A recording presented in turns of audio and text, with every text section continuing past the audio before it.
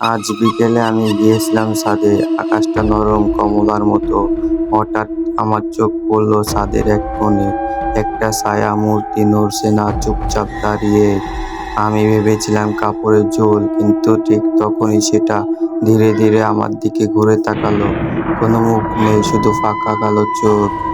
আমি চোখ সরিয়ে নিলে আবার তাকাতেই কিছু নেই। ছাদটা একেবারে ফাঁকা।